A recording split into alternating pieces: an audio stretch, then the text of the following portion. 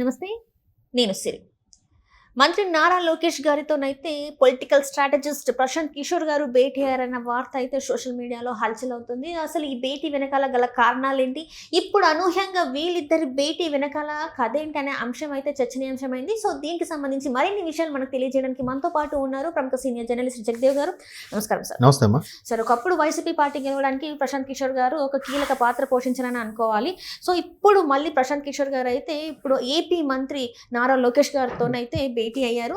So ఈ భేటీ వెనకాల గల కారణాలు ఏంటి? అనూహ్యంగా ఇప్పుడు ఎందుకు సడన్ గా ప్రశాంత్ కిషోర్ గారు నారా లోకేష్ గారితో భేటీ అయ్యారంటారు? అసలు యాక్చువల్గా లోకేష్ గారు ఈ రైల్వే ప్రాజెక్టుకు సంబంధించి తెలుగు రాష్ట్రాలకి ఏదైతే కాజీపేటలో షెడ్ గురించి కానీ తర్వాత విశాఖపట్నంలో జోన్ గురించి కానీ ఇవి శాంక్షన్ చేశారు.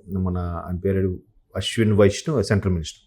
సో దాని మీద ఇంకా మనకు రావాల్సిన పెండింగ్వి ఏదంటే డబ్లింగ్ లైన్లు అలాంటివి వాటి గురించి మాట్లాడడానికి వెళ్ళారు, పనిలో పనిగా ఏదో కార్యం చక్కబెట్టడానికి. సో ప్రశాంత్ కిషోర్ గారు బీహార్లో ఒక రాజకీయ పార్టీ పెడతానన్నారు, పెట్టారు. ఏదో సంథింగ్ ఏదో ఉంటుంది, జన ప్రవాహ ఏదో సంథింగ్ గుర్తు రావట్లేదు. సో అటువంటి పార్టీ పెట్టి బిజీగా ఉన్నారంటే ఈ మధ్యకాలంలో కొంచెం గట్టిగానే ఫైట్ చేశారు. బట్ ఎన్నికల్లో కూడా థర్డ్ ప్లేస్లోకి వచ్చారు. అయితే ఆయన ఎందుకు కలిశారు అనేది ఇప్పుడు అందరికీ ఒక ఉత్సుకత. ఏంటంటే అలాంటి మన ఆంధ్రప్రదేశ్లో జరిగిన సార్వత్రిక ఎన్నికల ముందు కూడా ఆయన లోకేష్ గారు ఒకే ఫ్లైట్లో ట్రావెల్ చేసి వెళ్ళడం, తర్వాత లోకేష్ గారితో పాటు ఒకే కారులో చంద్రబాబు నాయుడు గారిని కలవడం, ఇవన్నీ కూడా మనం చూసాం. ఇదంతా ఇప్పుడు ప్రశాంత్ కిషోర్ గారు ఆల్మోస్ట్ 2023 అనుకుంటా, 23 లాస్ట్లోనో 23 మధ్యలోనో ఆయన వైసీపీతో తెగదెంపులు చేసుకున్నారు. ఈవెన్ ఐపాక్ టీంలో నుంచి కూడా బయటకు వచ్చేసారు. సో అంతవరకు ఐపాక్ టీంతో పనిచేశారు. ఒక పొలిటికల్ స్ట్రాటజిక్ డైరెక్టర్ అనుకోలో సంథింగ్ ఏదో మేనేజర్ అనుకోలో మొత్తానికి చేశారు, వర్కౌట్ అయ్యాయి. అయితే ఆయన మొదటి నుంచి కూడా జగన్మోహన్ రెడ్డి గారికి ఏవే సూచనలు చేశారో అది వినలేదు. తర్వాత నా పథకాలు నా దాని వల్ల గెలిచేస్తామని అనుకున్నారు.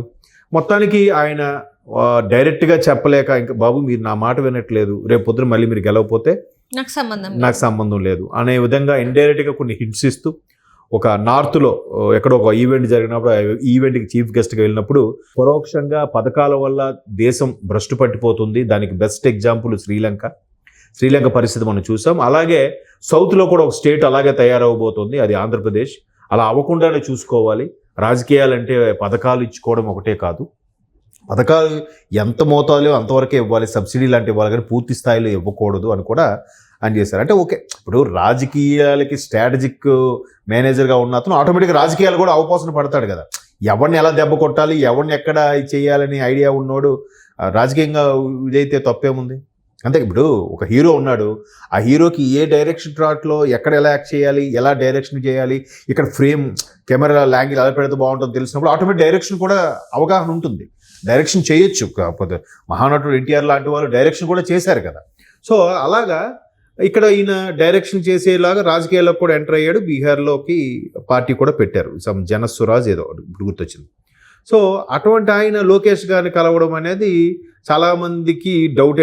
ఏంటి జగన్మోహన్ రెడ్డి గారి గుట్టు బయటికి లాగుతారా, జగన్మోహన్ రెడ్డి గారికి సంబంధించిన ఏదైతే కేసులు 13 ఏళ్ళుగా బెయిల్ మీద ఉన్నారో, మరోవైపు సుప్రీంకోర్టు కూడా రీసెంట్గా RRR లాంటి వాళ్ళు కేసు వేస్తే ఆమె ఆల్రెడీ సిబిఐ కోర్టుకి మేము చెప్పాము, అలాగే హైకోర్టు తెలంగాణ హైకోర్టు కూడా మేము ఇచ్చాము, మీరు యుద్ధ ప్రాతిపదికన ఒక 6 నెలల్లో ఒకే సిట్టింగ్ జడ్జితో అయినా కనీసం చేయించి క్లియర్ చేయండి, అంతేగాని దాన్ని ఏమంటారు డెలివరీ కేసెస్ ఏదో సంథింగ్ అట్లా క్లియర్గా త్వరితగతిన చేయండి.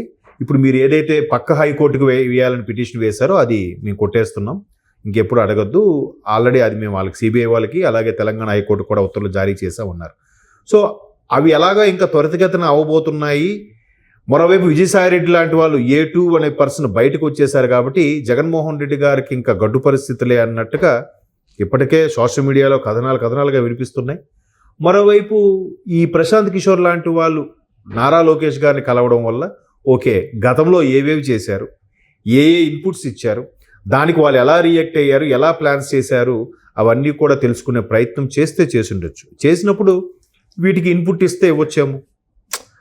జనరల్గా మీరు అడిగిన క్వశ్చన్లో ఎలా ఉందంటే లోకేష్ గారు ప్రశాంత్ కిషోర్ గారు కలవడం వల్ల ఆల్రెడీ జగన్మోహన్ రెడ్డి గారికి ఇక్కడ తాడేపల్లి ప్యాలెస్లో నోట్ ఒకటి కొడుతుంది అన్నట్టుగా కూడా మీరు అడిగిన క్వశ్చన్లో ఉంది. మేబీ ఇప్పుడు చాలా వరకు కూటమి ప్రభుత్వం మీద విమర్శ ఏం వినిపిస్తుందంటే అసలు ప్రభుత్వం నడుస్తుంది ఆంధ్రప్రదేశ్లో కూటమి ప్రభుత్వమా వైసీపీ ప్రభుత్వమా? ఎందుకంటే ఒకసారి పవన్ కళ్యాణ్ గారు ఎస్పీ స్థాయి అధికారుల మీద సీరియస్ అయ్యారు. మరోవైపు అనిత గారు కూడా ఏంటి కొంతమంది ఇప్పటికీ డిపార్ట్మెంట్లో కొంతమంది జగన్మోహన్ రెడ్డి గారికి పాత ప్రభుత్వానికి ఫేవర్గా పనిచేస్తున్నారు అన్నారు. అలాగే మదనపల్లి లాంటి ఏరియాల్లో ఫైల్స్ మాయమవడం, సెక్రటేరియట్లో ఫైల్స్ మాయమవడం, ఇవన్నీ కూడా చూస్తుంటే కూటమి ప్రభుత్వం ఉన్నా కూడా వీళ్ళు ఇంత ధైర్యంగా ఎలా చేయగలుగుతున్నారు అంటే వీళ్ళు పట్టించుకోకపోవడమే అయిండొచ్చు. వీళ్ళు ఎంతసేపు ఎలా ఉందంటే రాష్ట్రం దీనస్థితిలోకి వెళ్ళిపోయింది, మళ్ళీ దానికి గాడిని పెట్టాలి, 10 ఏళ్ళు వెనక్కి వెళ్ళిపోయిన రాష్ట్రాన్ని మళ్ళీ సెట్ చేయాలి, రెవెన్యూ జనరేట్ చేయాలి, అప్పుడు కదా మనం ఇచ్చే హామీలు పథకాలన్నీ నడుస్తాయనే తలంపులోనూ ఉన్నారు ముఖ్యమంత్రి బాబు గారు కానీ ఉప ముఖ్యమంత్రి పవన్ కళ్యాణ్ గారు కానీ. సో అట్లా ఉండడం వల్ల వీళ్ళు మమ్మల్ని ఏం చేయరు వీళ్ళు రాజకీయమే, ఎందుకంటే వీళ్ళు చేసి మర్చిపోయారు, వీళ్ళు చేసినవన్నీ మర్చిపోయి రాజకీయాలు అలా ఉండవు, మామూలుగా మేము అలాగ విమర్శిస్తాం, వాళ్ళు ఏం అనర్లే, వాళ్ళు మంచోలే అన్న తలంపులో ఉన్నారు. సో అలా తలంపులో ఉన్నప్పుడు కింద స్థాయి కార్యకర్తలు ఎవరైతే సఫర్ అయ్యారో వాళ్ళు ఊరుకోవట్లేదు, వాళ్ళు పోస్టుల మీద పోస్టులు, లెటర్ల మీద లెటర్లు చేస్తున్నారు, ట్వీట్లు చేస్తున్నారు. ఇప్పుడు ఎక్కడో బాబు దుబాయ్లో ఇబ్బంది పడుతున్నానంటే లోకేష్ గారు వెంటనే అక్కడ ఎంబసీకి వాళ్ళకి లెటర్ రాసి ఆయన క్షేమంగా తెప్పించిన వ్యక్తి, అరే ఇక్కడ సొంత రాష్ట్రంలో మేము ఇబ్బంది పడ్డాము, మాకు ఒక సొల్యూషన్ చూపించండి, మాకు ఒక దారి చూపించండి అన్నప్పుడు రెస్పాండ్ అవుతారు. కాకపోతే టైం కావాలి. ఒకసారి మళ్ళీ అలాంటి పరిస్థితులు రాకుండా ఉండాలంటే జాగ్రత్త, సుదీర్ఘ ఆలోచన తర్వాత చేయాలి. సో అందుకు ఎక్కడెక్కడ మార్గాలు ఉన్నాయో, ఎక్కడెక్కడ ఏ ఉన్నాయో అవన్నీ కూడా నెలకొకటి, వారంకొకటి బయటకు వస్తూనే ఉన్నాయి. కొంతమంది పార్టీ వీడుతున్నారు, కొంతమంది భయంతో సన్యాసం తీసుకుంటున్నారు, కొంతమంది రాజకీయాలకు దూరంగా వెళ్ళిపోతున్నారు. ఎందుకంత దూరంగా వెళ్ళిపోవాల్సిన పరిస్థితి? మీరు గతంలో చేసిన తప్పుల వల్లే మీకు ఇది ఆవేశం కదా. ఇప్పుడు మొన్న రీసెంట్గా కేతిరెడ్డి గారు ఏం మాట్లాడారు, ఏదైనా అలా పార్టీ ఆఫీస్ మీద దాడి చేయడం కరెక్ట్ కాదు, చంద్రబాబు నాయుడు గారి ఇంటి మీద జోగి రమేష్ లాంటి వాళ్ళు క్యాన్వాయ్గా వెళ్ళడం, ఒక 50 కార్లతో వెళ్ళడం సరైన పద్ధతి కాదు అని ఇన్ని చెప్తున్నారు. అంటే ఇండైరెక్ట్గా వాళ్ళు కూడా రియలైజేషన్ కానీ చేసిన తప్పుకు ప్రాయశ్చిత్తం కానీ సంథింగ్ రియలైజ్ అవుతున్నారు.